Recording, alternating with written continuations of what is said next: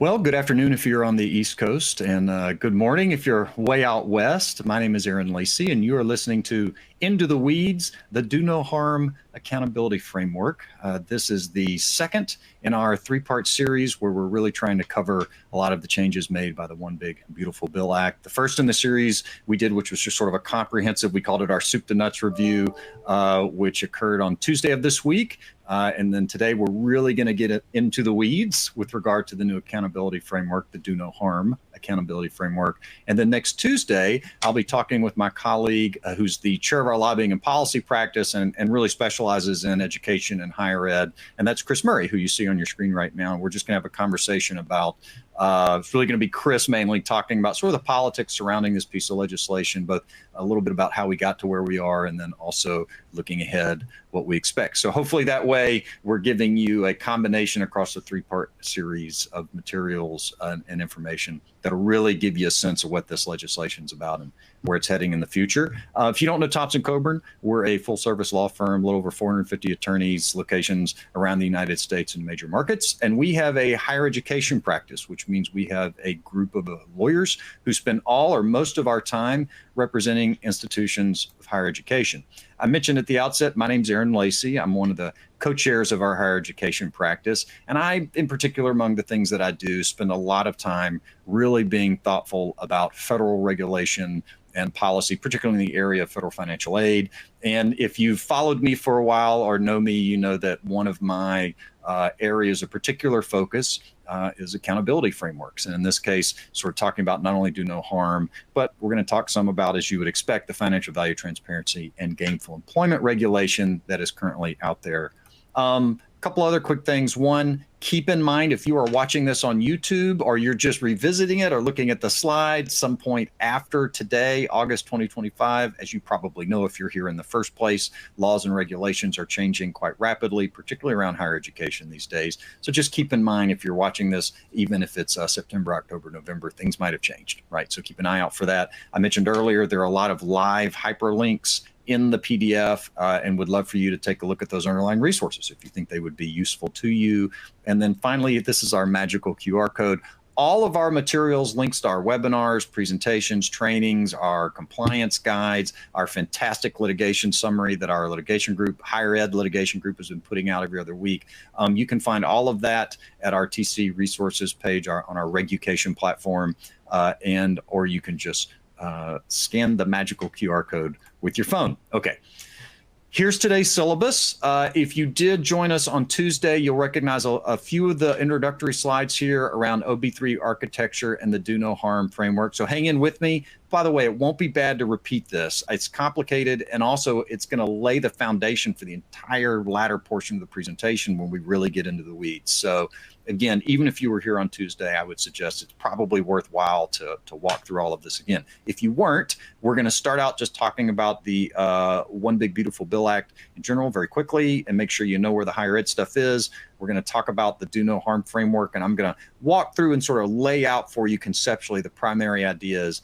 And then the whole second half of the presentation, we're going to really get into the weeds. And the way I decided to do it, you've got a negotiated rulemaking coming up, and I'm going to talk about that. And you guys have an opportunity right now, between now and August 25th, not only to nominate negotiators, or be a negotiator, but also to provide comments to the department regarding what you think they ought to be doing during negotiated rulemaking, including with regard to the accountability framework. So the way I decided to get into the weeds is to make recommendations for you all, whether that's for comments or for negotiated rulemakers in the future, but to sort of say, these are all the things we, I think, as a higher ed community, my opinion, should be trying to accomplish. And that, again, is sort of our doorway into getting into the finer points of this framework. I hope you find that useful. So let's start with the OB3 architecture, just 2 or 3 slides here. I'm a top-down learner. I really like to understand the big picture and then sort of get in to the smaller picture, as it were, and into the details. So keep in mind, OB3, we're talking about the One Big Beautiful Bill Act, was signed into law on July 4th. You may also hear it referred to as HR 1, which was the number assigned to it out of the House of Representatives. And then it became public law number 119-21. You can find it on congress.gov. If you do go there, made this comment on Tuesday, just make sure you're getting the enrolled version of the bill, because they allow you to access every version along the way. And I want to make sure that you're accessing the final version of the statutory text. If you were to go to that statutory text or the text of the bill itself, OB3, you would see at the table of contents that there are essentially 10 titles. And you'll see each one is the title of a committee in Congress, right?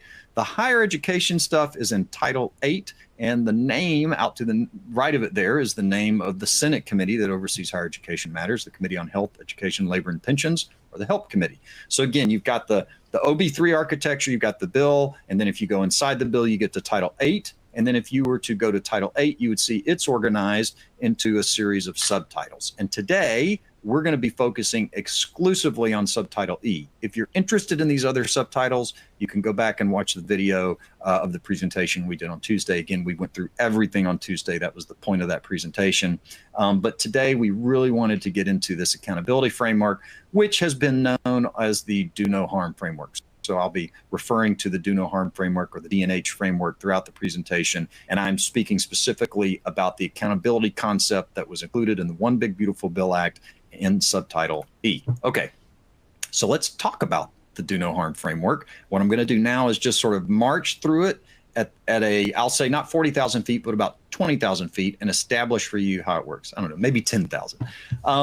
So the new Do No Harm accountability framework is located specifically in Section 454 of the HEA. What I mean by that, because I just said it was in the Subtitle E, right? Here's what I mean. If you go to OB3, right, that piece of legislation, that's not all of the statutory code, right? That's not the Higher Education Act. What the OB3, the One Big Beautiful Bill Act, really is it's sort of like a set of instructions. And if you were to go read it, you'll see that it says, go to the HEA, and in this section, we want you to add this, and in this section, we want you to delete that. And then what you have to do is you have to go to the HEA and sort of imagine what it's going to look like after all those changes are made. And when those changes are made to the Higher Education Act, right, of 1965 as amended, which has been sitting out there and governs Title IV, is what governs all the federal financial aid programs. When these changes are made, the new accountability framework, the Do No Harm framework, is going to be located in Section 454 of the HEA, which is part of Title IV. And the reason this is significant is because we're going to talk a little bit later about the master calendar and the fact that the master calendar governs regulations that are being put into place by the department to carry out anything that's inside of Title IV of the Higher Education Act. So Do No Harm, the accountability framework, has been inserted into Title IV, specifically in Section 454 of Title IV of the Higher Education Act. And that means that the regulations that are created to carry out and advance the Do No Harm framework are also going to be subject to the master calendar, which is an important point, and we'll talk more about that later. At least at present, another really important point is this framework is in addition to the financial value transparency and gainful employment framework. So Congress did not say in OB3, go and delete gainful employment and financial value transparency and replace it with this. In fact, they made no reference to financial value transparency and gainful employment at all. They just added this new accountability framework, which looks very similar to parts of the financial value transparency framework, but is entirely different. Okay, so it's also important to note that financial value transparency and gainful employment is strictly a regulatory concept. There is no place in the Higher Education Act right now where Congress has ever said, create financial value transparency and gainful employment. This is what we want you to do. This Do No Harm framework is the only accountability framework Congress has specifically inserted into the Higher Education Act, at least of this kind of accountability, right? Specifically, what's happening under the Do No Harm framework is that Congress has directed that Section 454 is your program participation agreement. And so Congress has inserted this new Do No Harm concept or accountability framework into the PPA section, even more specifically of the HEA. And that's the section that says this is all the stuff that goes into the agreement between institutions and the United States Department of Education, that program participation agreement. And what Congress has said is we want institutions to certify as part of their PPA that they're going to comply with this new D&H accountability framework. So it's sort of specifically put into the PPA part of the law.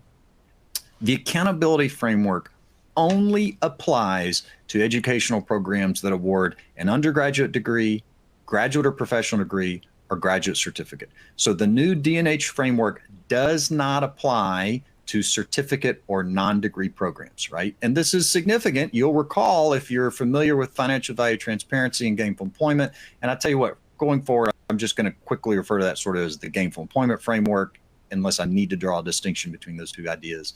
So if you look at the gainful employment framework and that regulation, what you'll see is that it applies to, and particularly the financial value transparency portion of it, to all Title IV institutions, right? So everyone at every institution and for all Title IV programs has to supply data. And under that financial value transparency piece, they're going to calculate a debt to earnings rate and apply an earnings metric to every Title IV program, non-degree and degree alike. And then the gainful employment part of that only applies to non-degree programs at private public institutions and all the programs at proprietary institutions. So this is different. So we've got a different scope of applicability, right? Financial value transparency and gainful employment applies to all Title IV programs at Title IV institutions, and the gainful employment part has sort of its coverage. Here, the D&H framework that's been introduced by Congress only applies to educational programs that award an undergraduate degree, a graduate or professional degree, or graduate certificate. So as such, it appears the framework would not extend to undergraduate diplomas and certificates or post-baccalaureate certificates, because those aren't degree programs. Congress does not detail sort of like a universe of program categories or types, but if you were to look at the financial value transparency gainful employment rule, you would see that, and this is also how NSLDS works, they have these categories, and this just gives you a sense. The stuff in orange would be covered, we think, by the new D&H, and then the stuff in black, undergraduate certificate, diploma, post-baccalaureate certificate, would not be covered. Okay. What's the basic premise of the new do no harm framework? So the idea is that the department is going to subject all of those covered programs, the ones in orange on the prior screen, so all of the degree stuff, the degree programs, to a median earnings test. And if a covered program fails that median earnings test, it'll be deemed a low earning outcome program. If a covered program fails once during the 3 years immediately preceding the date of determination, the institution will be required to issue a warning to students in the program. If a covered program fails twice during the 3 years immediately preceding the date of determination, the program will lose its access to direct loans. So I want to take a pause here. If you're on this webinar, my guess is that you understand already to some extent, but there are two or three concepts here that are worth articulating. One is, this is in statute, not regulation, right? Historically, the financial value transparency and gainful employment rules that we have seen, I mentioned earlier, were not the product of Congress having created some sort of statutory directive and telling the department to create those things. So there was always an argument, and there is still an argument, that the financial value transparency and gainful employment framework isn't really authorized by Congress and shouldn't be there in the first place, right? That argument is still out there. We're going to talk about it later too. That's not the case here. The D&H is in statute. So the department not only clearly has the authority, but has a directive to carry this thing out. It also means the department has to carry out consistent with that authority. The other thing that's worth noting is a median earnings test is included in the financial value transparency rule that was created by the Biden administration. So you now have a median earnings test, even though they're slightly different. Conceptually, they are the same thing. You've got the Biden administration that has advanced a median earnings test, and now the Republicans in Congress that have advanced a median earnings test. What that strongly suggests to me is that this is probably here to stay. And so I think that means that institutions have got to anticipate that this is going to be here to stay. I don't think you can just assume that some subsequent administration or department is going to come along and get rid of this. They can't. It's in statute. And we've got some sort of bipartisan agreement that a median earnings test makes sense.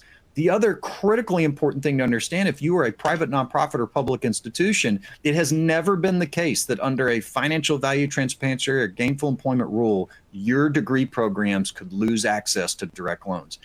Under this statutory D&H framework, that is the case, and you could lose access to direct loans in 2 years.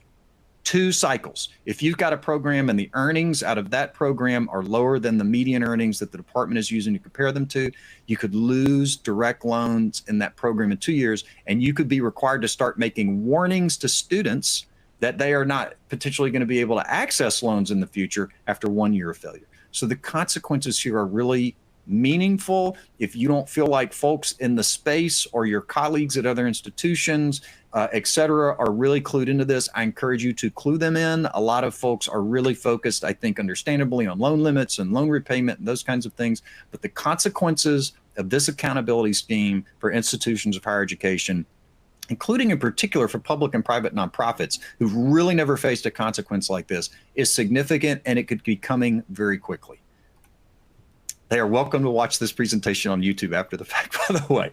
So what's the median earnings test? Let's talk about it. There are really two, and there's one version if the median earnings is being measured for baccalaureate or lesser degrees, so we're talking associate degrees and bachelor's degrees, and then there's another version if you've got graduate level degree programs. So for a baccalaureate or lesser degree, this is the test. They're going to take the median earnings of working completers. I'm going to define that in a minute, but this is the folks who graduated from your program.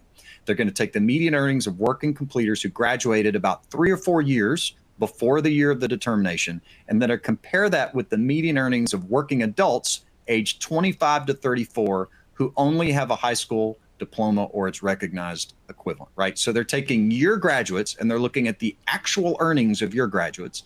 They're going to look at the median of that cohort group, and they're going to compare it to the median earnings of all working adults aged 25 to 34 who only have a high school diploma or its recognized equivalent. I'm going to get more into the weeds on this too in a little bit, but for now, let's just leave it there. And now let's look at what's slightly different about the next test. So if you've got a graduate or professional degree program, they're going to take the median earnings of the working completers, so folks who graduated from your program and are working presumably during the year that earnings are measured, who graduated about 3 or 4 years ago, and they're going to compare that to the median earnings of working adults aged 25 to 34 who have a bachelor's degree, right? So if you're not already seeing some of the concern, just to be really clear, like if you got a master's in social work program, right, and you've produced a cohort of 35 or 40 graduates about 3 or 4 years ago, they're going to look at the actual earnings of those folks and they're going to compare them to the earnings, the median earnings of all individuals 25 to 34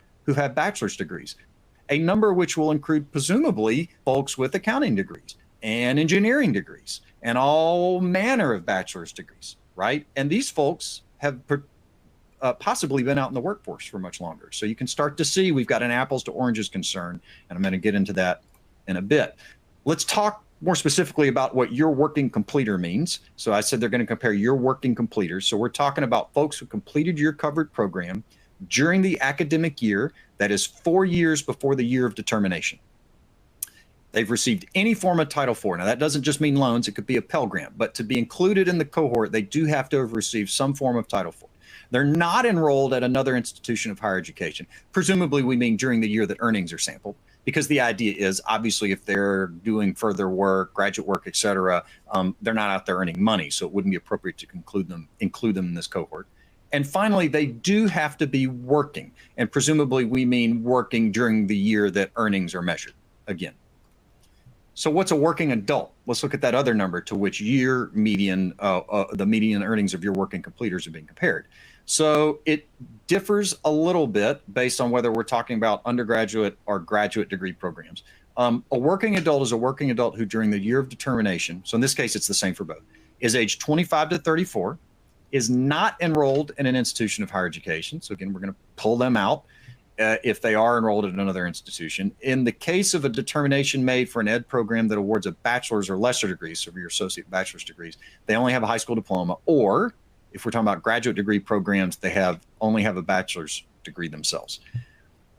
Where does the earnings data come from for working completers? This is really important. So for you all, we don't know yet, but probably from the Social Security Administration or the IRS. Those are the two most likely candidates. The first time we got under the Obama administration, a gainful employment rule that looked at actual earnings, they used the IRS. More recently, under the Biden administration, they've been pulling things, or are supposed to pull things from the Social Security Administration. So I'd say it's probably from one of those two.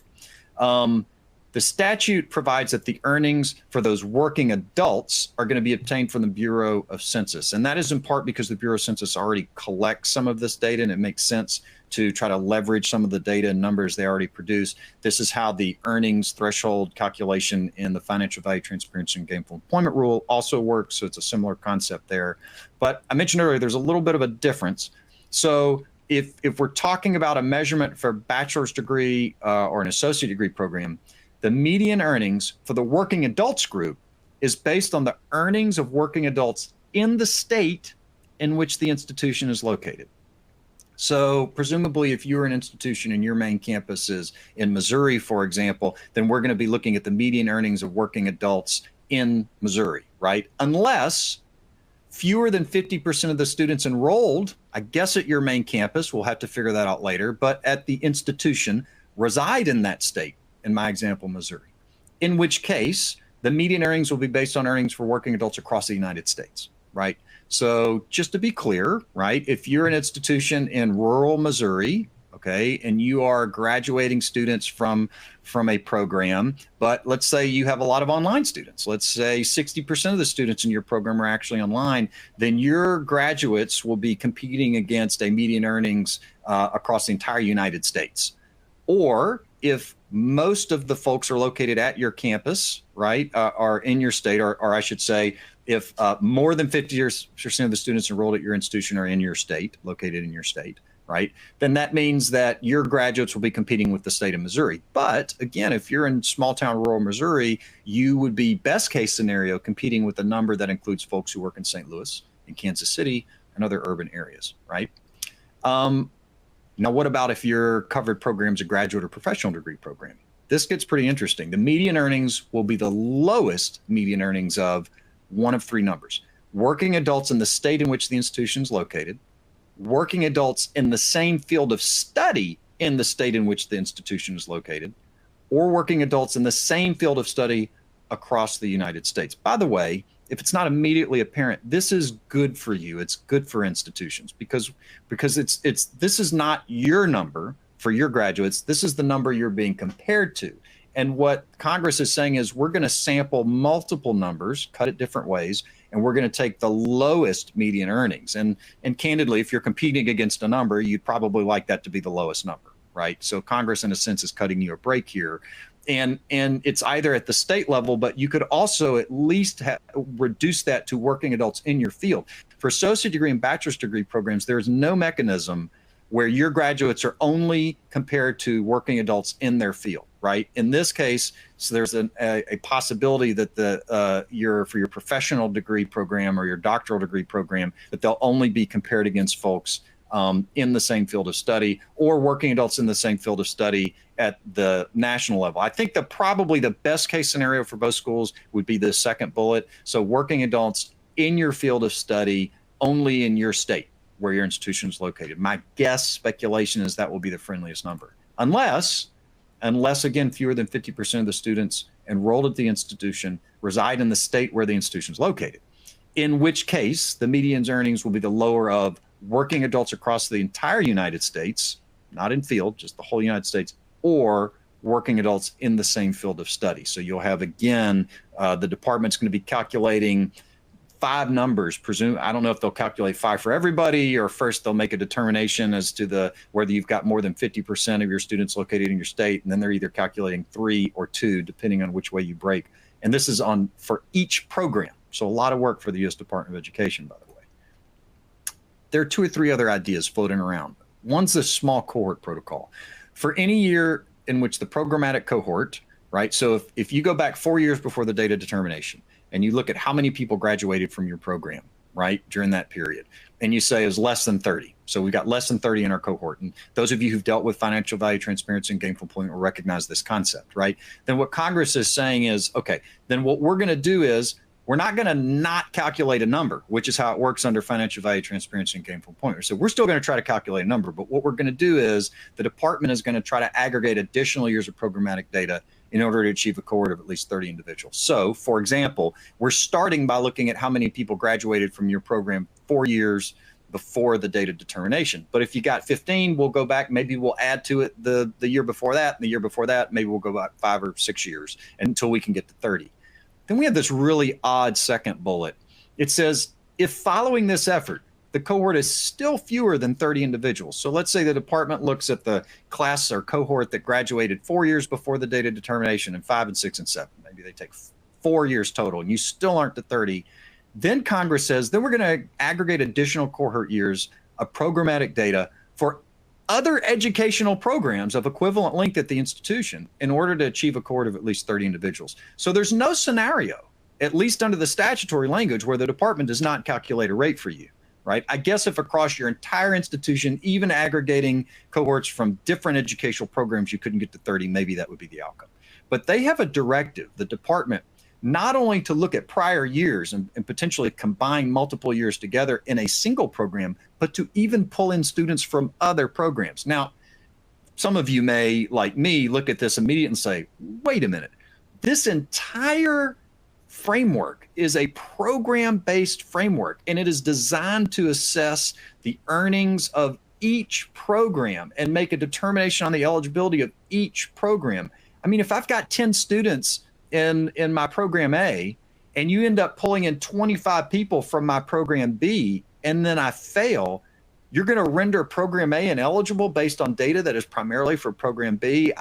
This is a very wonky concept given the way that this framework works. And I'll talk about that in a little bit too when we get to our neg recommendations. I'm very proud of that word, by the way. I came up with it, trademark pending, neg recommendations. Okay, student warnings. So I mentioned earlier, if a covered program fails once during the covered period, which is the 3 years immediately preceding the date of determination, the institution will be required to issue a warning to students. They call it a notice in the statutory language, but let's just be honest, it's a warning if you're telling students, by the way, we could fail another year and you could run out of direct loans. Specifically, this is what the statute says, and all the statute says, the institution shall promptly inform each student enrolled in the educational program of the eligible program's low cohort median earnings and that the educational program is at risk of losing its eligibility for direct loans. So, by the way, a couple interesting points.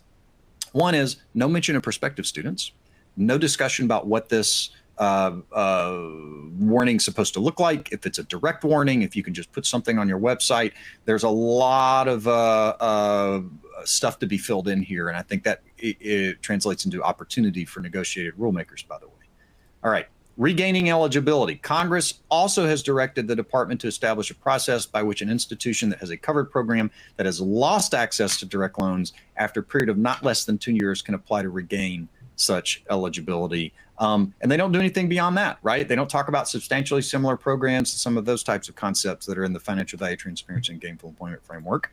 And then finally, Congress specifically directs the department to include an appeal process. No appeal process in financial value transparency and gainful employment. So Congress has said a program shall not lose eligibility for direct loans unless the institutions had the opportunity to appeal the median earnings calculated for its working completers. Now, it's not clear if during the appeal you get to stay eligible. The statute says that during such an appeal, the department may permit the program continued access to direct loans, suggesting that Congress is drawing a distinction between maybe eligibility and access. I don't know, but it is unclear, and it certainly seems discretionary. One of the things, no doubt, that negotiated rulemakers institutions are going to push for is a clear statement that while an appeal is pending, Title IV eligibility remains in place.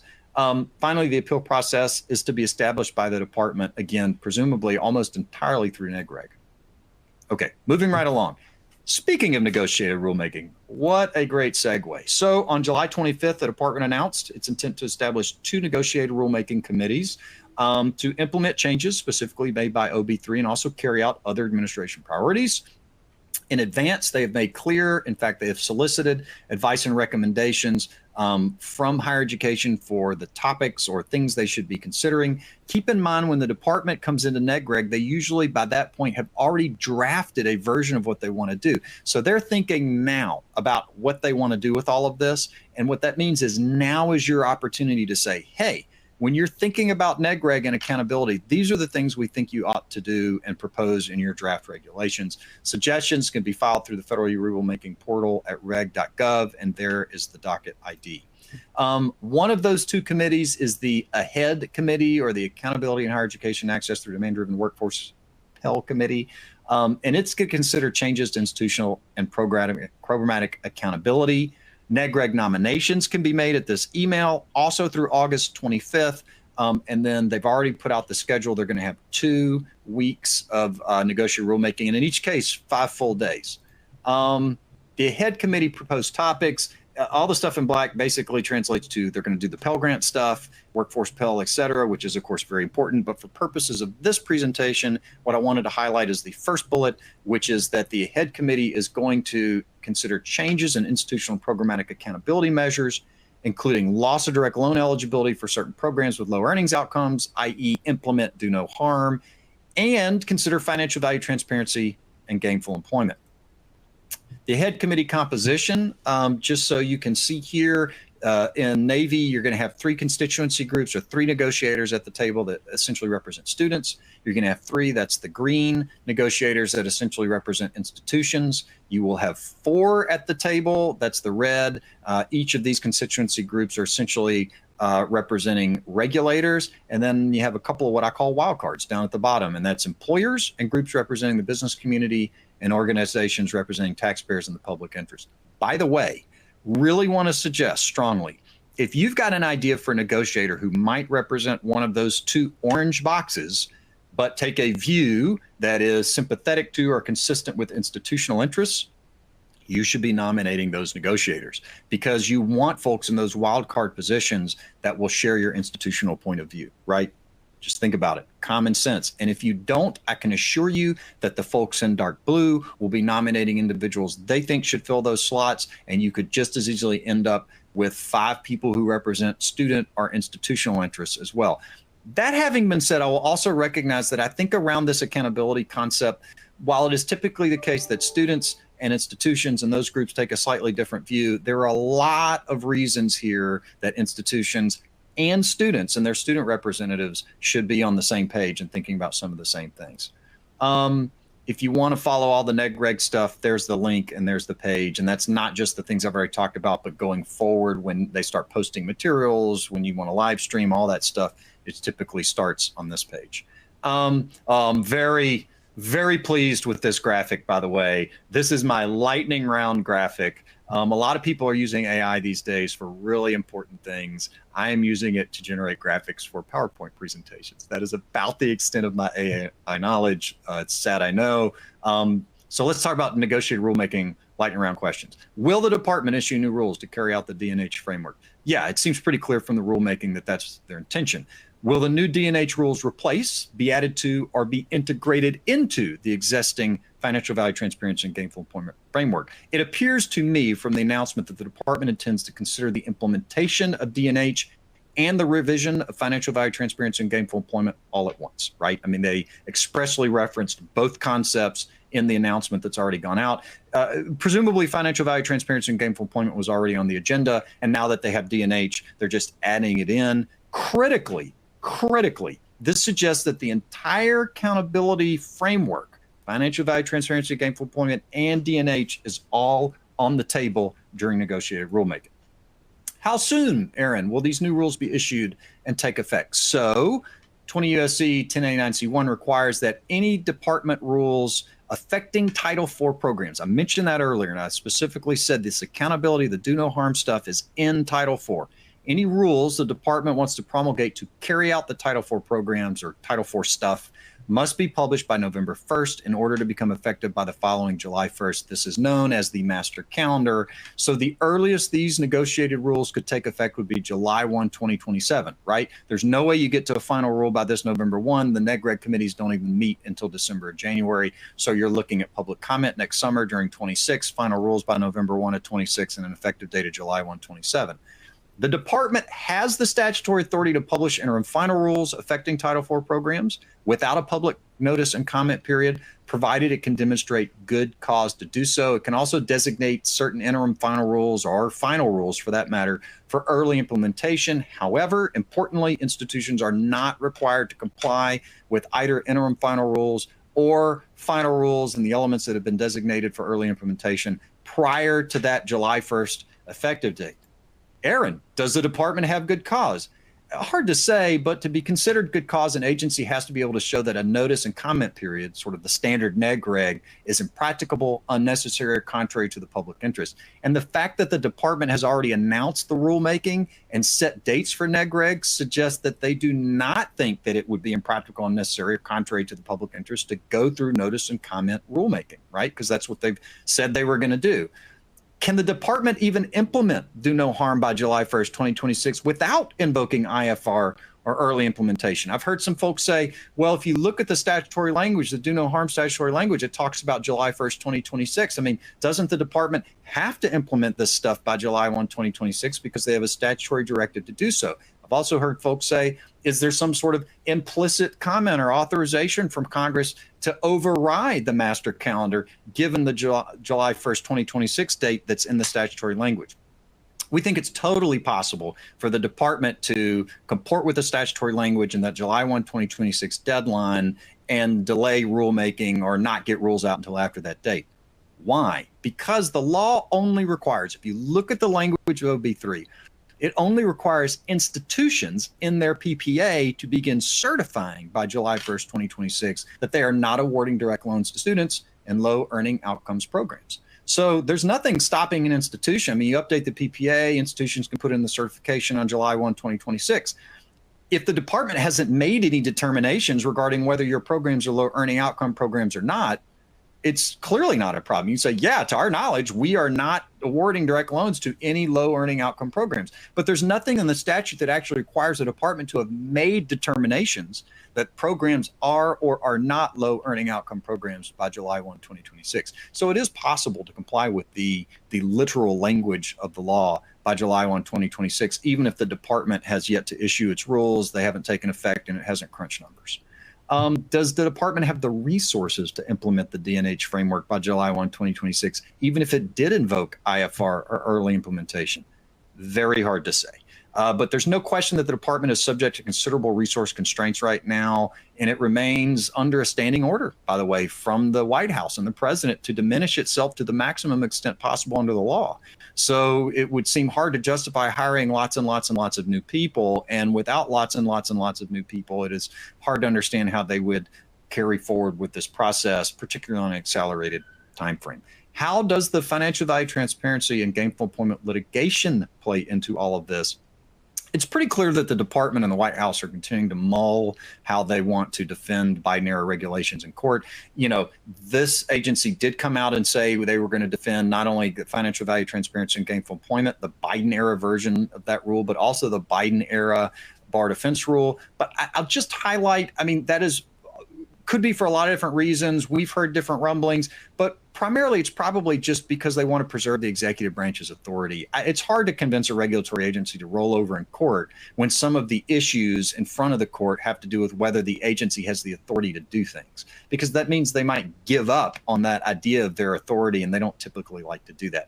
So, and I'll also remind folks that the second Obama-era gainful employment regulation was also subject to litigation, and the first Trump administration did not work with the court necessarily to have that thrown out. It kind of got put into pause, and then the Trump 1 administration stripped the rule off the books. So they ultimately chose to solve the problem through rulemaking, and I think that's entirely possible here, notwithstanding the fact that they have not attempted through the litigation to get rid of the rule. By the way, for up-to-date intel on the financial value transparency and gainful employment litigation, check out our latest higher ed litigation summary. I mentioned it at the top. It really is amazing. I mean, if you have not seen this thing yet, check it out, because the litigation guys in our higher ed practice are working hard, and it's really great.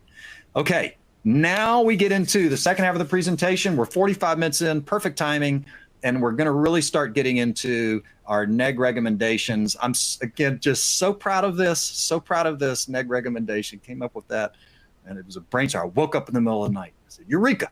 Okay, so here's the first one. The Higher Education Committee should seek first and foremost to limit the resulting regulatory framework to what is necessary to implement do no harm. In other words, all those elements, pieces of the financial value transparency and gainful employment framework that are not necessary to advance or carry out the do no harm framework that's in OB3, if it is not specifically related to it or required to carry out D&H, it should be jettisoned. It should be removed, right?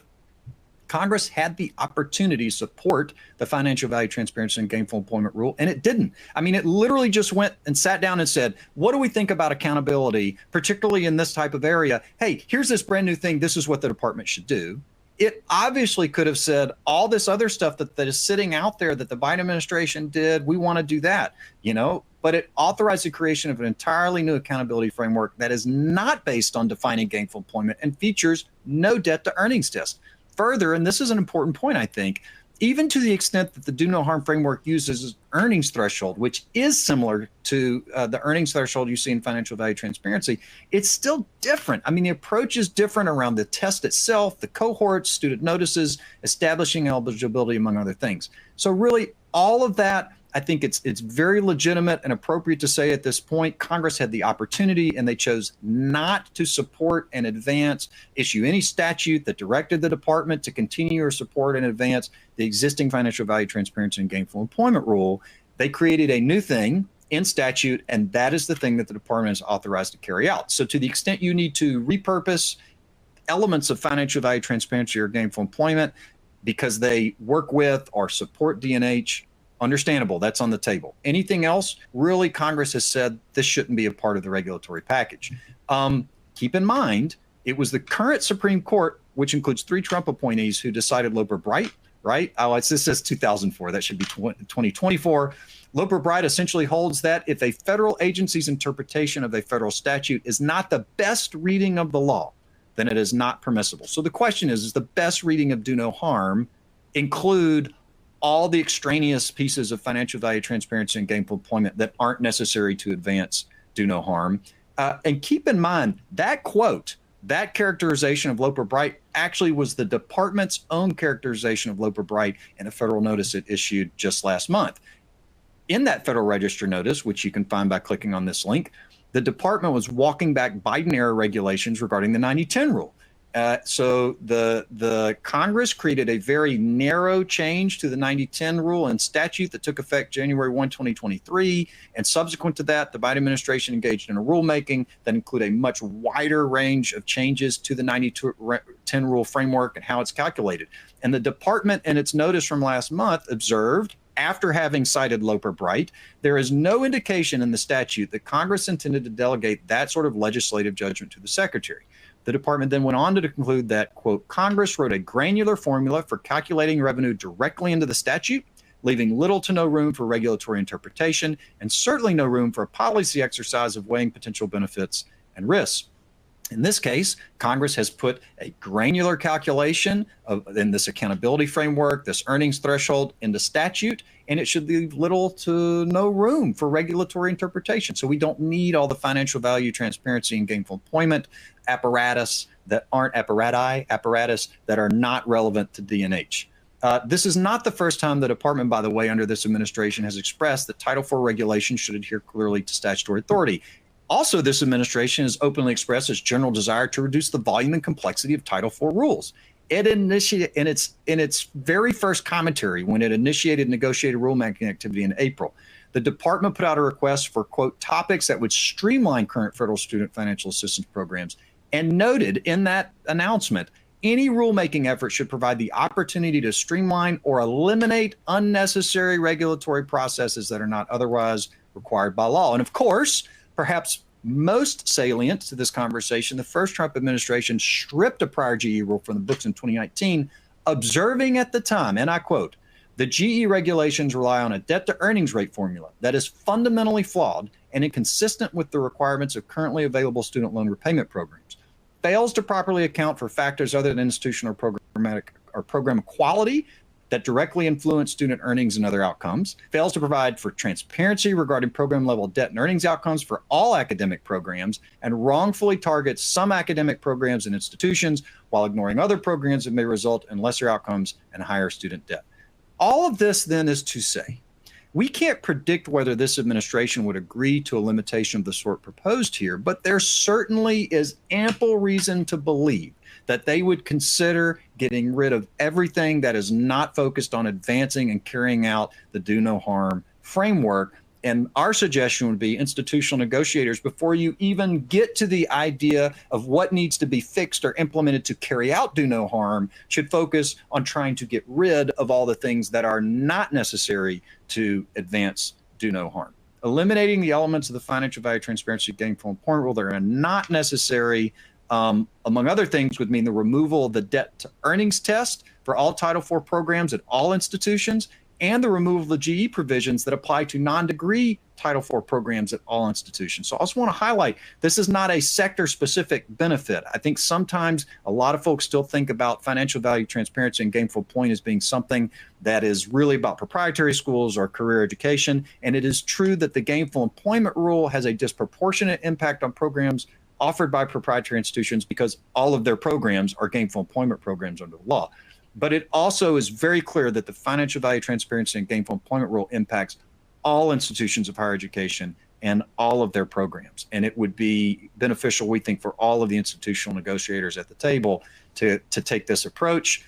But Aaron, wouldn't this result in a critical loss of accountability for institutions of higher education?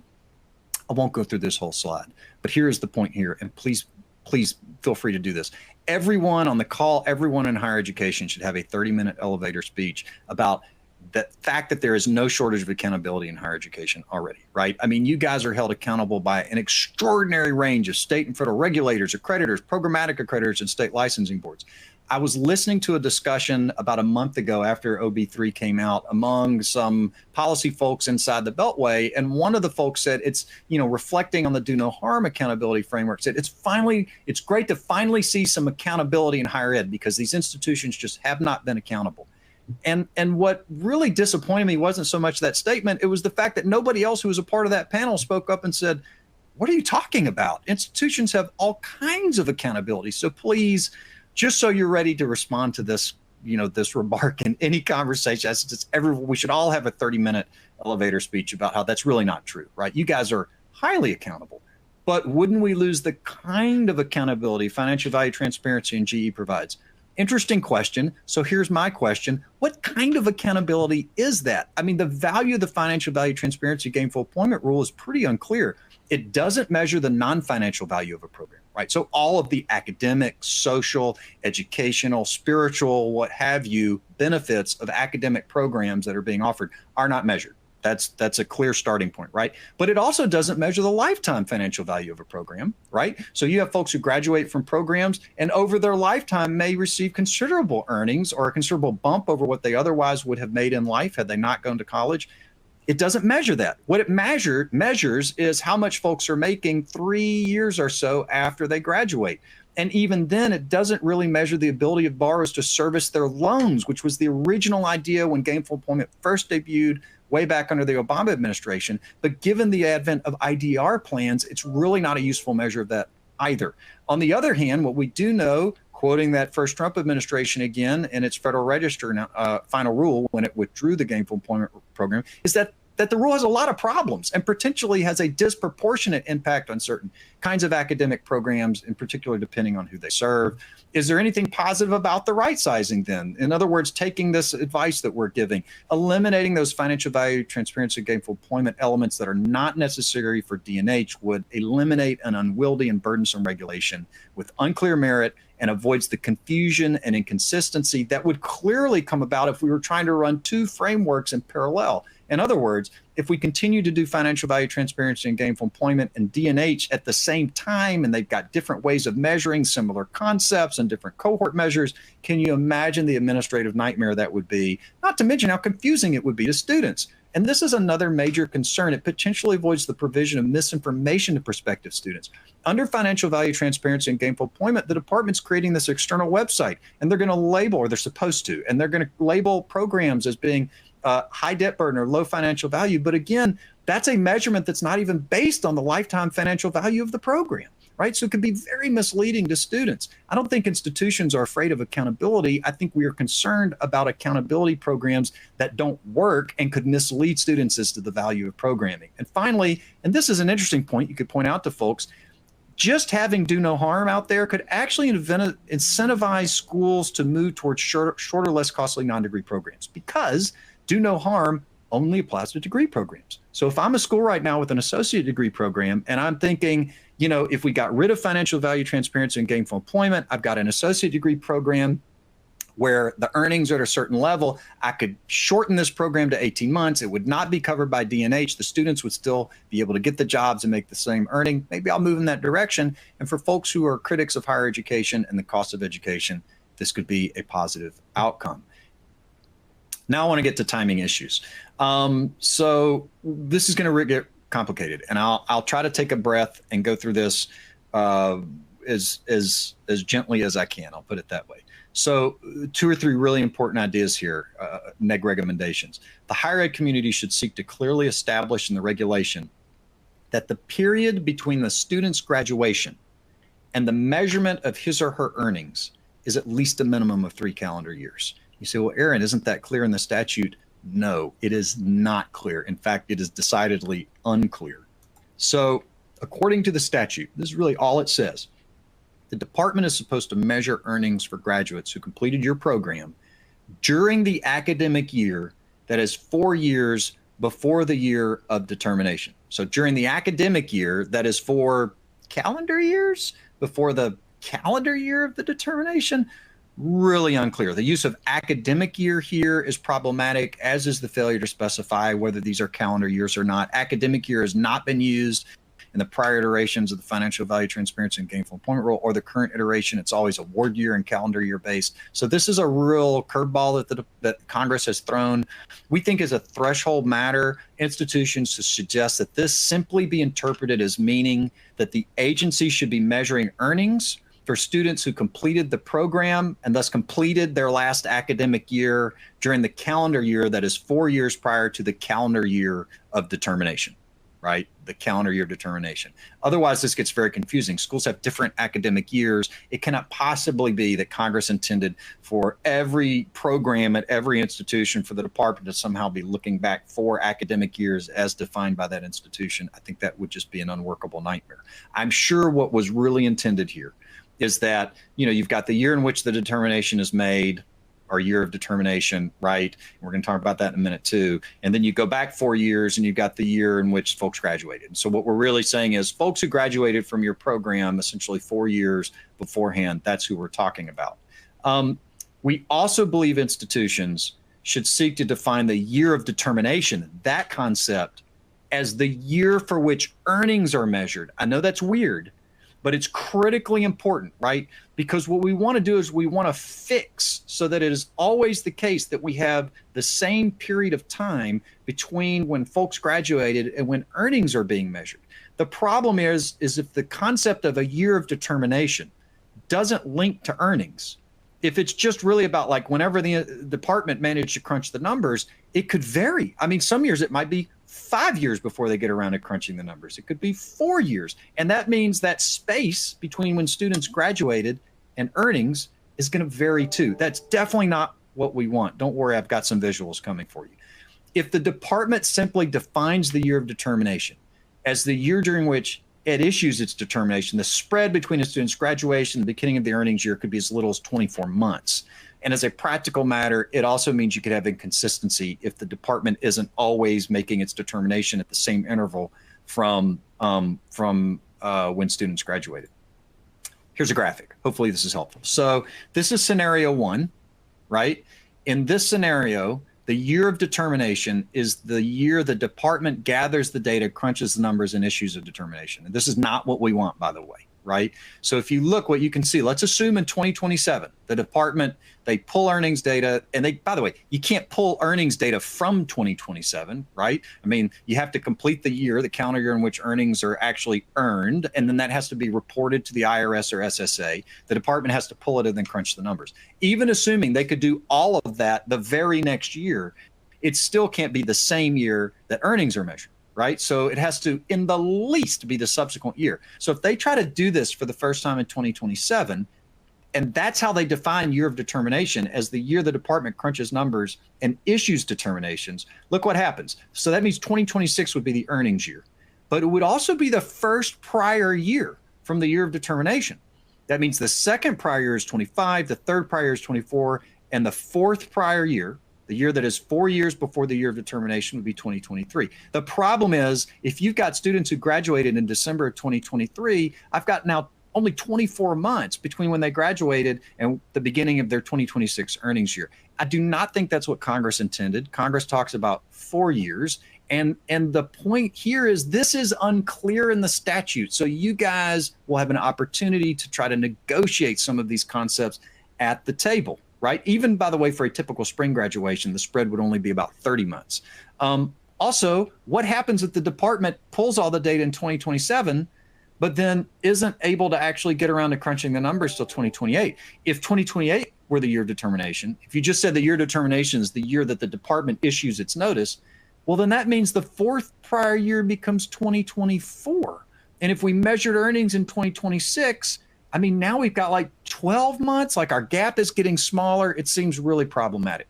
So while it's a little counterintuitive, what we would suggest is year of determination should be the year from which earnings are being measured, right? Because if you do that, it doesn't matter how long it takes the department to get around to crunching the numbers. Also, it ensures that we've got at least 36 months between December of 2022, which would be the fourth prior year, and our earnings year, which is 2026. So this is a critical concept that we think negotiators need to be aware of, and we think institutions of higher ed should be pushing for. Now let's talk a little bit more about cohorts. The higher ed community also should seek to clearly establish that the department will only measure 1 year of earnings for one cohort each year. Aaron, what do you mean? Because like that's how it's always worked with financial value transparency and gainful employment. You say we're just gonna, it's 24-25. So we're gonna go back and we're look at earnings from 1 year and the cohorts that go along with that. We're gonna do one round of measurements. OB3 does not direct the department to measure earnings for a single year or for a single cohort or otherwise to contemplate any annual cycle of responsibilities. It's just not set out that way. The statute does, however, direct the department to assess programs based on their performance during the 3 years immediately preceding the date of determination. By the way, we have year of determination and we have a separate phrase, date of determination, and refers to this 3-year period as the covered period. So the covered period is the 3 years preceding the date of determination, but the date of determination could be different from the year of determination, conceivably. We believe that institutions should suggest to the department that the date of determination is either the date the department issues its written determination, or again, the year earnings are sampled. That also would work and be great. So here's scenario one, which we think would be potentially a best case scenario. So in this idea, in 2027, the department would measure 1 year of earnings for 2026 for one programmatic cohort for 2022 and issue a determination for 1 year, right? So in 2027, they pull earnings from 2026, they crunch the numbers, they're looking at the folks who graduated into 2022, and you get one set of measurements, right? So your covered period, right? Your covered period in this case would be 24, 25, and 26, assuming the date of determination is the year the department actually crunches the numbers and issues the determination. So you just wouldn't have anything for 24, 25. In the first year, you just have one determination for 1 year, and that's 2026. What that means is, from a sanction standpoint, and if you look here under the chart, a program could be required to make student warnings, but there would be no chance in that first year that you could lose eligibility, because to lose eligibility, you have to have failed at least 2 times during the covered period, and the department would have only calculated one rate. This is what we think we should be doing. This is what we should strongly push for with the department, or something very similar to this. Aaron, but what would the other possibilities be? Well, theoretically, in 2027, the department could measure 3 years of earnings, 24, 25, and 26 for 3 different programmatic cohorts, 2020, 21, and 22. There's nothing clearly saying that you can or can't do that. It's just not in the statute. I'm not suggesting this. I don't think this would be fair. I don't think it's really consistent with the scheme that's been set out and the intent of Congress. But it's very important that the education, higher ed community and negotiators be aware that there isn't clarity around this. So if the department proposes this or starts moving in this direction, they should be very alert to it, because the difference would be here.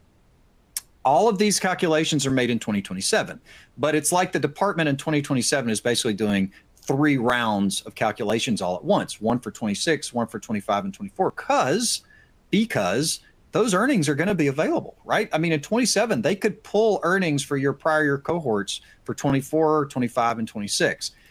The real significant point here is if they did that, it means that in that very first year, let me just go back, then they would now have data or a determination for every year in the covered period, which means in the very first year, the department could theoretically say, okay, you failed 2 years out of the 3, and so you lose direct loan eligibility.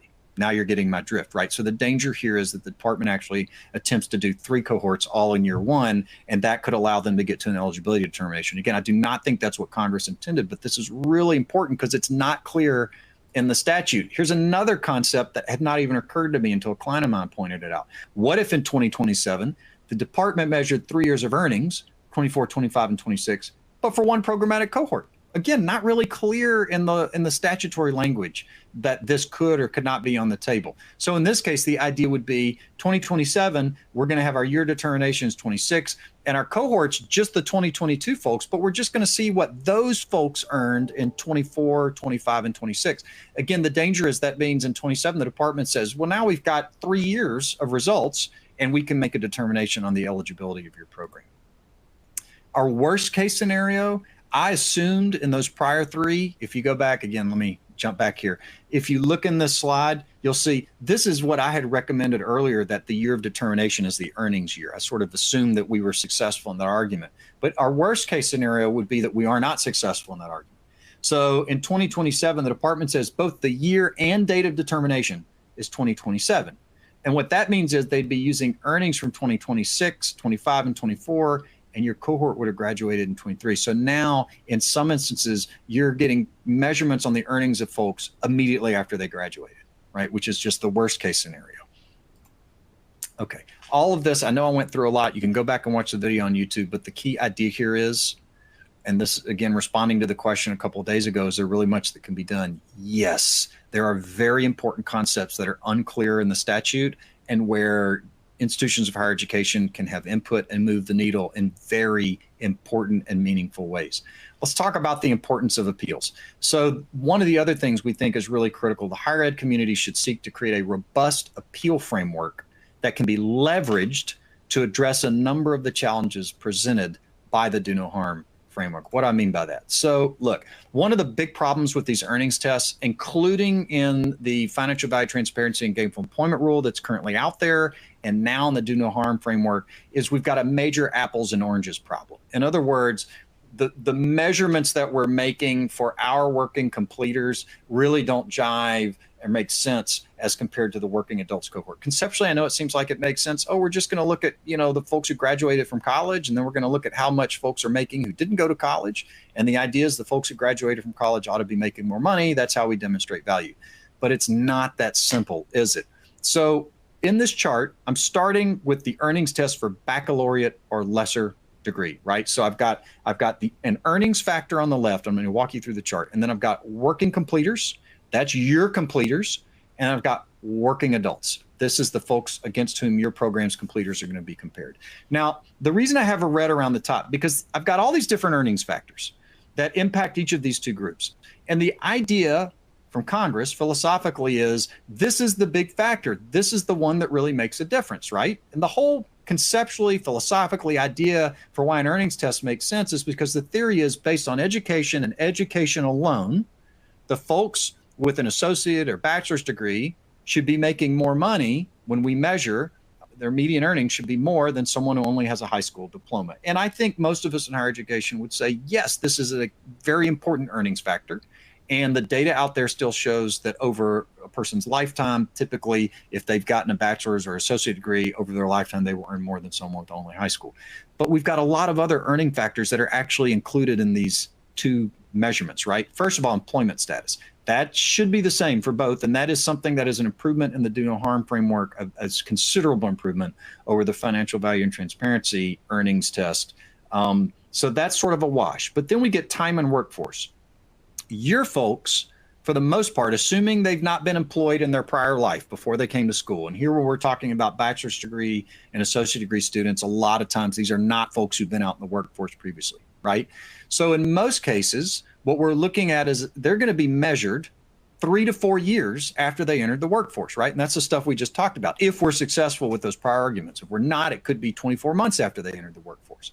In contrast, the working adults cohort, those folks are going to be measured 7 to 16 years after time in workforce. So those folks, given their age range, assuming they came out of high school at 18, 19 and entered the workforce at that point, remember, these are working individuals, they will have been in the workforce between 7 and 16 years. So your student, maybe 2 or 3 years in the workforce, depending on how successful we are with some of those prior arguments, right? These individuals who just came out of high school, 7 to 16 years in the workforce. Think about the difference that makes in potential earnings.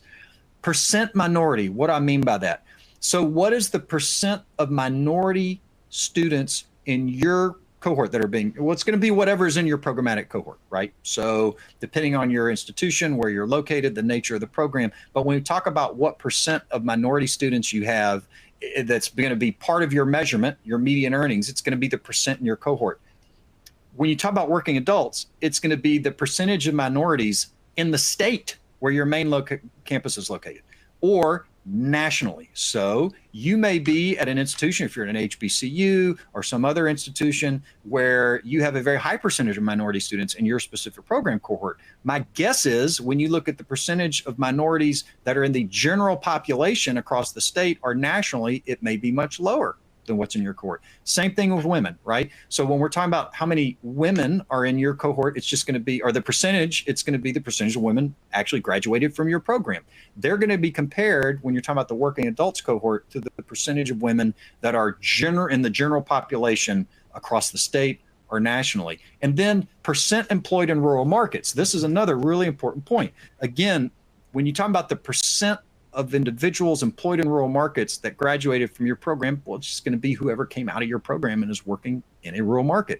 But when you look at the working adults number, the percent is going to be a state level number, best case scenario, or even a national number.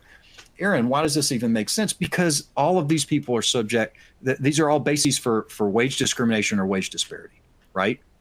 So to make it really simple, if you have a program that is educating a very high number of women and minorities, and or you're located in a place where folks graduate and work in a rural community, right? You may have individuals whose earnings are depressed for all of those reasons. And these are well established. You know, you look, there's all kinds of data and research and literature establishing wage discrimination based on minority status and women, and that folks in rural markets get paid less, right? And your graduates are going to be compared to a state level number. So if you're in South Central California, right, I made this point on Tuesday, and you're in El Centro, which is where my mother was born, right, South Central California, rural, historically, lower earnings for sure, your folks are going to be compared, best case scenario, with graduates who are working in San Francisco, in LA, and Santa Barbara, and all those, San Jose, and all those other major metropolitan areas, among others, right? So you can see why you've got an apples to oranges problem. It's very similar when we're talking about graduate and professional degree programs, although it's a little better because there's at least a chance, right? There's at least a chance when you get down to percent minority, percent women, percent employed in rural markets, that they'll be looking specifically at folks in the field of study. So you could have your working adults cohort could be limited to folks in the state who are actually in the field of study, which might make for a slightly better number. So if you have a master's of social work program and you are educating a higher number of minorities or women, because masters of social work programs generally in the state attract those populations, one would expect that the graduates in the field of study in the state would have a closer and similar profile, right? As opposed to if you're just being compared to all working adults who have bachelor's degrees in all fields across the United States, right? In that case, we would expect those percentages may be very, very different. So how do we solve the apples to oranges problem? Because the test and the metrics are baked in to the do no harm statute, right? It's not like financial value transparency and gainful employment where it's all regulation and we might be able to push the needle there and argue that certain things aren't authorized or even appear in statute. Here, it's in the statute. We believe the earnings test and the financial value transparency gainful employment framework, first of all, on all parts not necessary to carry out, should be eliminated. But again, it's statutory. So this acknowledged, Congress specifically stated that institutions, the D&H framework and the test we're talking about again is statutory, so we can't just get rid of it. But Congress specifically stated that institutions must have the opportunity to appeal the programmatic median earnings of its working completers through a process established by the Secretary. And importantly, Congress did not specify bases or process for appeals. It's wide open for discussion. So we would suggest, and I don't know how successful they can be, but we would suggest that the negotiators for institutions of higher education, you all, when you're writing in right now before August 25th, should be seeking to establish appeal opportunities where their programmatic cohort includes a percentage of minorities or women or graduates working in rural markets that significantly exceeds the percentage in the state or national workforce.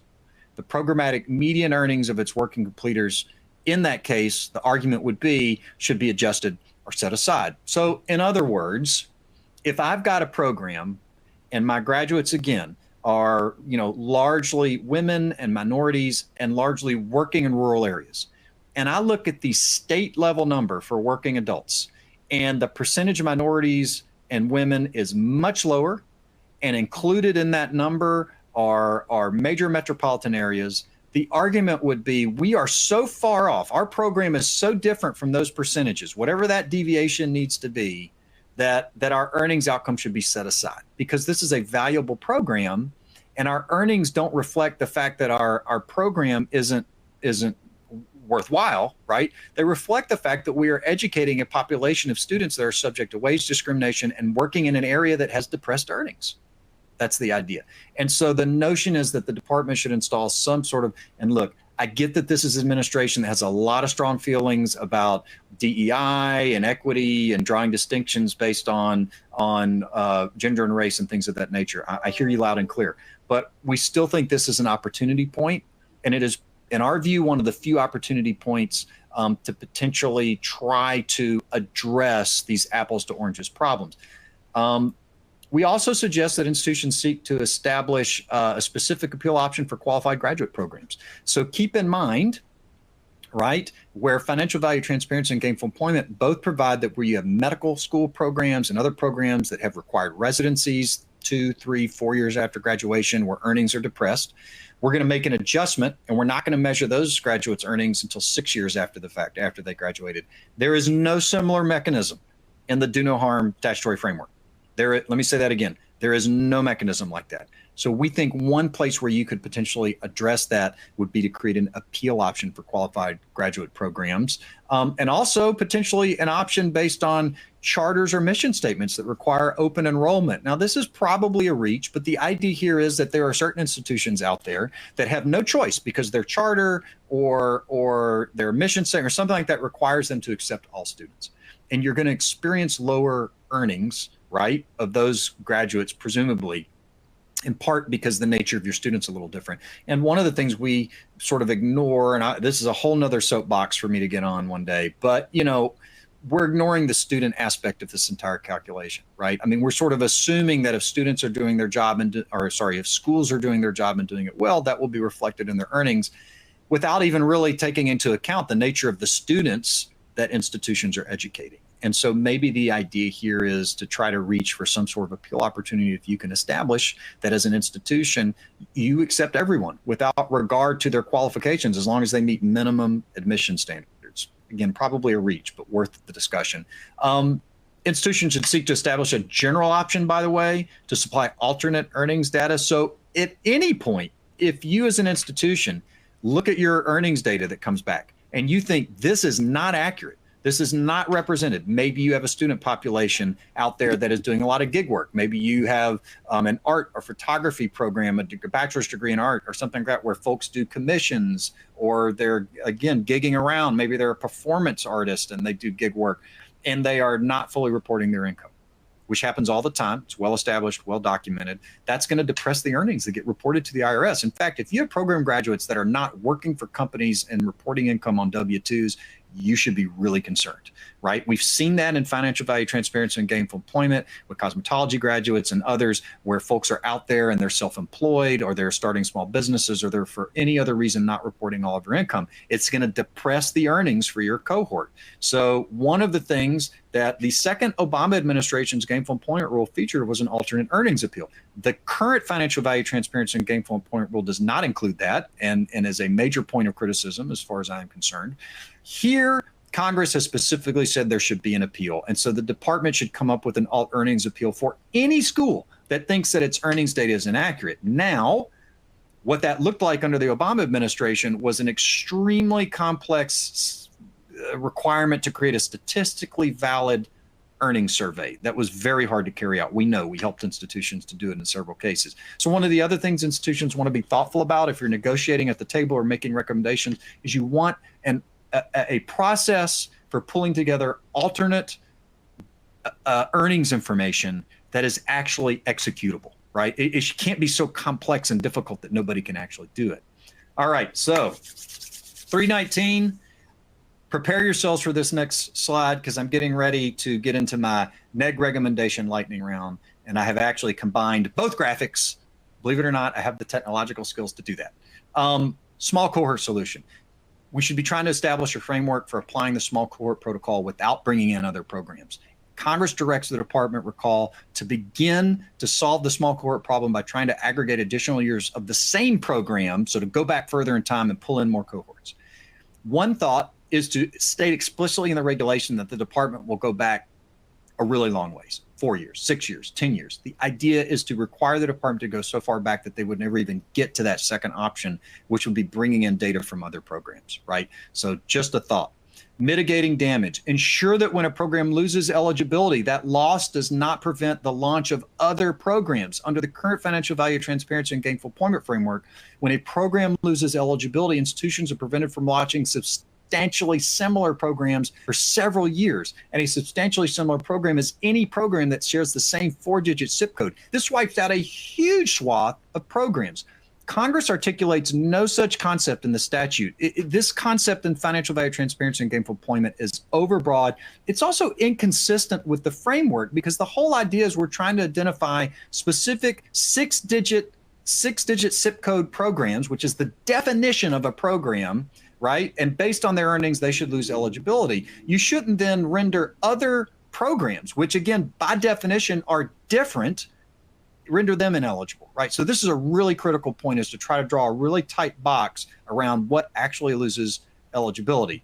Ensure institutions have an opportunity to review completers lists. My guess is that this would be contemplated. It exists in the current financial value transparency and gainful employment rule. It's existed in prior iterations, but we want to preserve your right to see that completers list and verify its accuracy. That is not in the statute. You need to clarify who's in and who's out, right? So ensuring clarity regarding which individuals are included or excluded from both the working completers and working adult categories. For example, clarify that completers enrolled in another institution of higher education during the year earnings are sampled would be excluded, and clarify that only completers working during the year earnings are sampled would be included. This type of nuance is not included in the statutory language. Residency clarifications. So the median earning, we need to define reside in the statute as where the student is located while in school. So the median earnings for programs under the statute will be calculated at a national level. Recall, if, quote, fewer than 50% of the students enrolled in the institution reside in the state where the institution is located. I mean, what does that mean? Many students continue to be residents of their home states, even while studying in person at a main campus. This could really throw this calculation out of whack. So the department, we think, should determine that this idea of reside, meaning where the student's located while they're studying. And by the way, as many of you know, this is a data point institutions are already required under the law to monitor and determine. Also, clarify the year during which residency will be determined. Again, this is not clear in the statute. So it's unclear whether the department is measuring the residency or location of the institution students during the year the programmatic cohort graduated. So like back in 2023, or is it the year earnings are measured in 2026, or for that matter, is it the year determination? It doesn't say anywhere. So we need to be really clear. It's also unclear whether the location of the institution is simply its main campus. So we say more than 50% or less than 50% in the state where the institution is located. Again, is that where your main campus is located? Is that where most of your students are located? Probably main campus, but we should specify that in the regulation. Also, how that will be applied to institutions that are entirely online. Warning clarifications. We want to establish a reasonable process for the making of student warnings. There's very little, again, in the statute around this. Congress does not include a great detail regarding the content or process for warnings to current students. So there's an opportunity for institutions to have a lot of input on that. Schools should clarify in the regulation that the obligation is to make the warning once to current students and ensure reasonable flexibility for institutions regarding content and format. If you were subject to gainful employment and you remember the warning template that the department came up with under the Obama administration, under the second gainful employment rule, I mean, it was like a big thing with a giant red stop sign. Literally, this is not hyperbole. I mean, it was literally a symbol of a giant red stop sign with an exclamation point in the middle. And that graphic was at the top of the warning that institutions had to use, were required to use to make the warning. So my advice is to be very thoughtful about this at the neg reg table. So here's our reg education platform. That's the magic QR code again. We'll package these webinars, by the way, along with all our webinars, and they can be accessed through this website, or you can just search Thompson Coburn YouTube and find it that way because they're all sitting on YouTube. And here is the condition and use of disclaimer, which basically just says I'm not your attorney unless I happen to be your attorney. So let's look at some of the questions. Okay, let's see. All right, I'm going to scroll back to the beginning. Okay. What does the date of determination mean, and when is that date? I think we covered that ad nauseum, but a great question. And again, it's not clear in the statute. Let's see. If you miss the benchmarks, which loans will not be available anymore? Direct loans. So it's any direct loans under the program, right? Direct loans, but it doesn't have to do, it doesn't impact Pell Grants, federal work study, the way the statutory language works. It's very specific about the direct loan program. Okay. Learned about the series after the first one had been done. Is there a way to see part one? Yes, again, we're going to package both of these. We'll have them on YouTube by next week. We'll send out an email to everyone, letting them know that they're up. Totally free. Watch them at your convenience. Let's see. Would working adult include both part-time workers and full-time workers? So the median would be calculated on the combined groups. This is a great question. I don't think we know exactly yet what we mean by working adults. Under the current financial value transparency and gainful employment rule, there's no requirement that the program graduates be working, which is a huge, huge problem. But they're using a similar data point from the Census Bureau. And in that data point, it only takes into account individuals who are, quote, in the workforce. And in that instance, what that means is individuals who are either employed or actively seeking employment, which I would translate to, drawing unemployment and representing that they are seeking employment.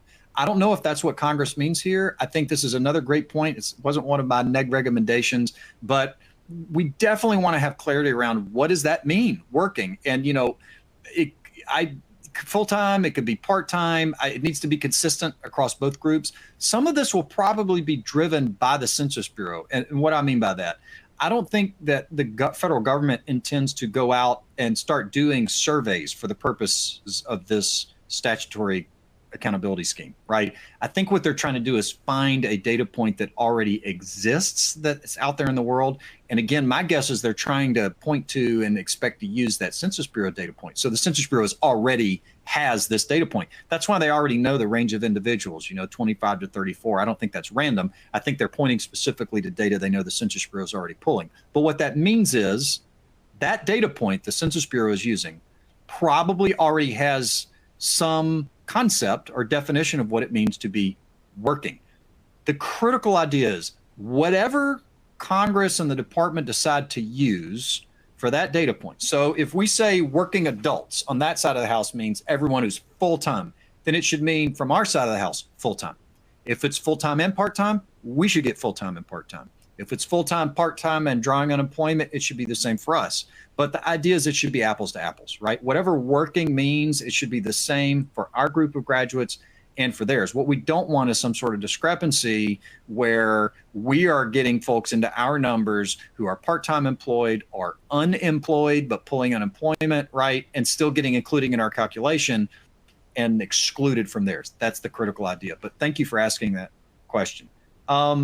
What is the definition of covered program? Is that the same definition used for financial value transparency and gainful employment? No. So I was using the term covered program. To be very clear, there is no definition of covered program in the do no harm framework. But what it says is this accountability framework applies to, and then it basically says degree programs, right? And that was the list on the prior slide. So I was using covered program as shorthand to reference the programs that are covered under the do no harm framework, which again are associate degree, bachelor's degrees, graduate degree programs. It does not cover non-degree programs, whether they are at the graduate or undergraduate level, right? It is exclusive to degree programming. And you can go back, there were some slides earlier where I sort of talked about that on the prior slides, and I have that definition set out. It's a great question. Let's see here. When determining which state to compare your graduate earnings to, is it where the students are located or where the campus they are enrolled through? For instance, for an online college with students across the U.S. who are enrolled through a main campus in one state, what's the group? Great question, right? And that's interesting. I had not even thought about drawing the distinction between where the student's located and the main campus. But I will say this, I mean, the statutory language uses residency, which I think is highly problematic, right? But I would sort of refer to the framework that the department has already created for professional licensure disclosures, which requires that institutions make a determination as to where their students are located. And they have to make that determination at the time of initial enrollment. It would seem very easy to sort of piggyback on that. I know we don't all love that scheme, but at least it is something that folks have been getting used to and have policies around. In that construct, I believe it is the case at most institutions, if you are an online entity, you are looking at the place where the student is located while they're taking your program, and the institution's location is the location where its main campus is physically located. And if you are an entirely online program or institution, you still have a main campus. You still have some address that you claim, that you report to the department, that you report to your creditor, that your creditor recognizes as your main location. So wherever that place is, where you sort of have your nexus and claim your, I think you have to say, and let's say that's Missouri. So if you're in Missouri and then your student's in a 100% online program, or I won't get into the hybrid thing, but let's just say an online program, and they are physically located in Oregon, I think the department, presumably under this test, would say that student is not located where the institution is located, right? But it just highlights again that there is a lack of clarity here, and institutions need to be very thoughtful about the opportunity to define some of these ideas and think about like whether we want to piggyback on the back of existing regulatory constructs, or you want to introduce some sort of new concept that might require more work from institutions but be more favorable. And candidly, online institutions and physical institutions may have different viewpoints on some of these things. I think you said there was a way to aggregate earnings in your state via the IRS. Will they use the same process to collect the data for our graduate students in which to compare them?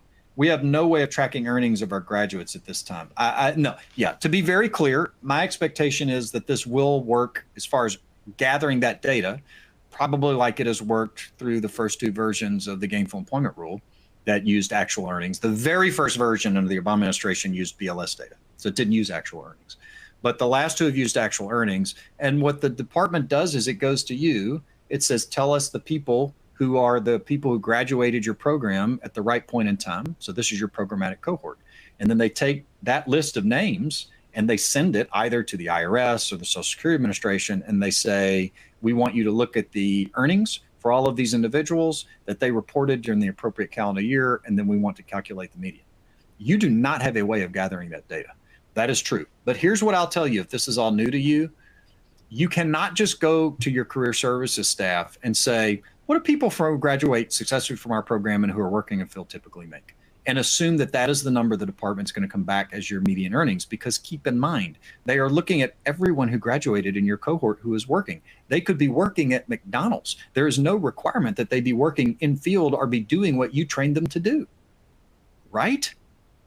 Important point to keep in mind. So what you've got to do is you probably want to start by saying, what percentage of the people that graduate from our program do we actually think are working in field?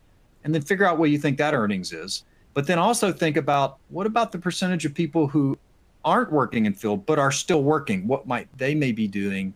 What might they be doing? And then, like, is that a different earnings point? But and then if you've got students who are out there, maybe working in field but doing gig work, as I mentioned earlier, maybe you have a master's degree program in anything artistic or performing arts, or, I would be very concerned that they might, if they're self-employed, might not be fully reporting their earnings, right? Or if they started a business or a restaurant, are they even paying themselves? Because what the department's going to be pulling from the IRS or SSA is probably what's been reported as their earnings. So if they may not even be paying themselves if they're starting or launching a business. These are considerations you guys have to take into account. But as someone who's been through this a lot of times with a lot of different schools, I can tell you it is almost never the case that you get earnings data back that you think is solid and what you anticipated. It is often lower. And that's why I think this has got to be a real concern for institutions. Okay, is there some sort of table that displays how these calculations and comparisons will be made? Something more visual will be helpful. Well, beyond what I put in here, no. So the best I could do is the tables and visuals that I tried to create. But part of the point I was trying to illustrate too is that we don't know yet. There's a lot of optionality still on the table. So you can't really create a graphic or a table, a definitive graphic or table right now, because a lot of the details about when cohorts will be determined and what the year determination or the data determination represents have not yet been decided. Right now, what you have to do is sort of try to imagine all the different possibilities, think about the one that is probably best for higher education, and try to convince the department that that's the way that they should be going. How on earth is the department going to accomplish all this with half the original staff? It's a fair question, and one to which I do not know the answer. But I think there are very real concerns about how the department is going to go about implementing all of this. And I did talk a little bit about that earlier, I think. We said even if they put an interim rule into place, or even if they accomplish a lot of the things they want to accomplish and they move very quickly, can they really get all of this machinery moving? I don't know.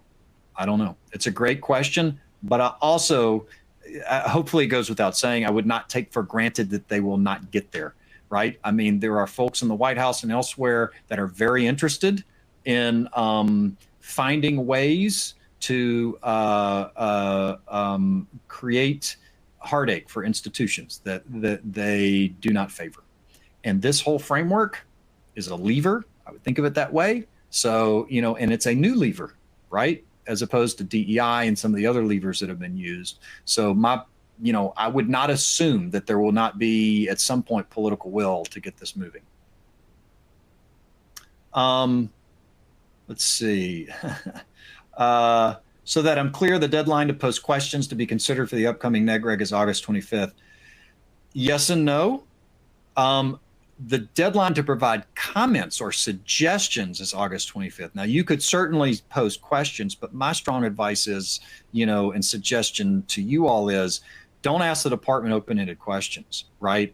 I would tell the department what you want them to do and say, this is why this makes sense and is a good idea. And that's one of the reasons I sort of focused this presentation in the way that I did, is because hopefully you might be able to come away from this or watch the YouTube video and say, yeah, we agree with these things, and these are suggestions we want to put into the department by August 25th. And by the way, it matters time and time again. We have seen the department move the needle. Public comments, suggestions, participation in NEGREG absolutely matters. Please don't let anyone convince you otherwise. Let's see. Shouldn't we emphasize how much harm this do no harm regulation is actually doing? Well, it's a do no harm statute, and that's the problem. So you could tell the department that you don't like it, but they have to implement. That's in the statute. So the best option we have here is where there are spaces in the statutory language that we can fill in a way that makes the statutory framework more reasonable. That's what we really have to focus on. Now, you can tell the department you think that financial value transparency and gainful employment rule that is currently on the books is doing harm or going to be harmful, and suggest that it be stripped away. And that was that whole first section I came out with. And I think that is absolutely something you should say. But I would not spend too much time saying that you don't like the statute, because there's not much the department can do with that. I think you can say Financial value, transparency, and gainful employment is bad for some of the reasons I discussed. I mean, obviously this is a gross simplification, but essentially say you think it's problematic and these are the reasons why, and that it should be jettisoned. And then you can say, and with regard to do no harm, these are the things we think the department should be doing when it implements. What is there to stop the department from reaching more retroactively for the data required? I don't think there's anything to stop the department from looking at earnings data from years prior to the implementation of the rule. Although if the first year they pull earnings data from is 2026, it really would not be, it's not prior to the statute taking effect, right? So really all they're doing that involves years prior to, assuming they don't try to do 3 years at once or something like that, right? Let's just say they do 1 year and they try to do a calculation based on 2026 earnings, and they're going to look at, 22 or 23 graduates. When they do that, I mean, the only thing they're really asking you for is who graduated from your program in 22 or 23, so they can go pull their earnings data from 26. So there's not a lot of retroactivity here in the same way that there is with the financial value, transparency, and gainful employment rule, which features that debt to earnings concept where they're going back and looking at what you charge students or the cost for programs in years that preceded the date of that regulation, which is, I think, highly problematic. Are there any carve-outs for non-inclusion of program completers working outside of their field? No.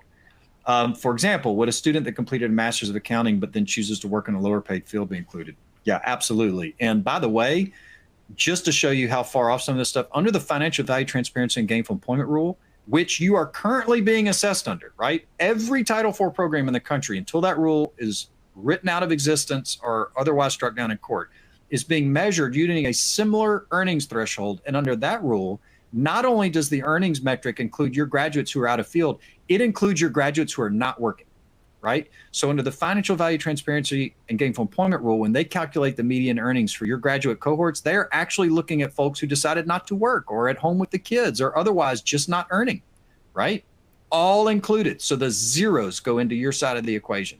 Really important. Another reason that that rule should be struck down or taken off the books, right? And one of the reasons that it's been criticized in the past. How can we find out who in our state is involved in influencing this D&H and financial value, transparency, and gainful employment? Well, right now, I mean, you've got trade associations. I think those are really important. The folks inside the Hill, NICU, ACE, CCCU, I mean, all of the big, apologies to anyone I didn't name, NASFA, NACUA, NACUBO. I mean, there's a million acronyms. All of those folks are thoughtful about this. And some of them, like ACE and NICU, are very thoughtful, right? And then there's a lawsuit out there. But, CQ for the CSPN for the proprietary and career schools. But the fact of the matter is, I think working through your trade associations and working directly with, commenting directly as an institution. The other thing you can do is keep in mind, most of the folks sitting in Congress graduated from a college or university. So look and see if you've got an alumni up there that you can reach out to, because my expectation is many of them do not understand the complexities of this rule or the impact that it may have. I mean, they're covering a lot of different issue areas, and this is really in the weeds stuff. Okay. Oh, it's interesting. Somebody commented that comments are now due, thank you for that, August 28th. The department, because they published the correction, right? Okay, so it may be, double check this. I would love for you to get everything in by the 25th, so we're not pushing it. But yeah, the department, when it initially published the first Federal Register notice, had the wrong docket ID. And so it may be, it sounds like someone is noting here, who is a reliable source, that maybe these deadlines have been pushed to August 28th. You can double check that on the NegReg page, and the link is in here. If you're watching this on a YouTube video later, certainly, again, make sure those things are still accurate that are here. Go to the NegReg page. But the key idea is it's late August. You've got a limited amount of time, probably, somewhere between 10 and 20 days here to whatever the math would be, to put in comments, nominate negotiators, and please just be engaged. And if you've got connections on the Hill, if your state senator is a graduate of your institution, if you're a public flagship, reach out to these folks. I mean, try to talk to them about this stuff. They can put pressure on the department, or they can at least send in memos or lend their weight. Let's see. Do you think the required requested data from these rules will be added to iPads? I do not. I don't think this administration loves iPads, and already under financial value transparency and gainful employment, they've created a separate data reporting concept under, that's in NSLDS. I think they will, by the way, flagging for you all, the data for financial value transparency and gainful employment, those deadlines were extended, but it's now due September 30, the data that was originally due last year, and the data for the most recent award year is now due October 1st. So you've got 3 award years worth of data. They're going to be due between September 30 and October 1st if you have not already reported data under that rule. And I would not assume that it's going to be extended. Maybe it will be, but I would not assume it right now. If they're using census data, wouldn't graduates there will be comparing data? Apologies to the questioner, I don't quite understand. Trying to understand the different consequences of financial value transparency or gainful employment and do no harm. Okay, complicated. I'll try to explain it. So under financial value transparency, the department's going to do a debt to earnings calculation and an earnings metric, not unlike do no harm. They're going to do 2 tests for every Title IV program in the country. So, and then they're going to publish on a website, assuming that rule continues to exist, on an external website. They're going to make a judgment and they're going to publish the results. And so for every Title IV program in the country, degree, non-degree, every institution, nonprofit, public, private, nonprofit, proprietary, they're going to look at all your programs and publish their judgment, right? And if you don't pass the tests, it'll either be labeled, they've said they're going to label them high debt burden or low financial value or whatever. So there's a shaming concept that applies to every program. For gainful employment programs under the financial value transparency and gainful employment rule, if you are a non-degree program at a public or private nonprofit university or any program at a proprietary institution, those are all gainful employment programs. Under the financial value transparency and gainful employment rule, if you have a gainful employment program, you can also lose Title IV eligibility if you fail too many years in a row. So their Title IV eligibility is on the line for those programs under financial value transparency and gainful employment, but it's only non-degree programs, right? Do no harm only applies to degree programs. And so it now creates a separate warning possibility under a separate earnings test, but also a risk of losing Title IV eligibility for degree programs. So when you take them all into account, everybody is at risk. I've got the possibility that degree programs could have to make a warning under financial value transparency and gainful employment and another warning under D&H. I've got a possibility that non-degree programs could make warnings and also lose Title IV eligibility under the gainful employment part if they're a gainful employment program. And then I've got a possibility that degree programs could actually lose Title IV eligibility under D&H, right? It is a web to be sure, but as it currently stands, there's both warning and Title IV risk for everybody. Now, if you got rid of financial value transparency and gainful employment, the risk would be limited to degree programs at all institutions. And keep in mind, I know, again, sometimes folks think sector-wise, there are plenty of career schools and proprietary institutions that offer degree programs, associate degrees in particular, right? Anyone who's offering a degree program is captured under D&H. And anyone under D&H, any degree program, could be forced to do a warning and or lose Title IV eligibility. All right, and with that, I think we're pretty close. And candidly, guys, I'm running out of a little bit of steam, but I appreciate you joining me today. Obviously, I've said it several times. I think this is really important for higher education. I hope folks will comment. I hope folks will watch this again. I hope you'll send it around if you don't think people are really clued into this, because I think this is a big deal for higher education. And we've got an opportunity right now to try to impact outcome. Thank you for tuning in. Thank you for taking all of this seriously. I wish you the best. Keep doing what you're doing. I believe tremendously in higher ed. You are doing valuable work and making our students and our societies better. You're changing lives, truly. And until next time, be well.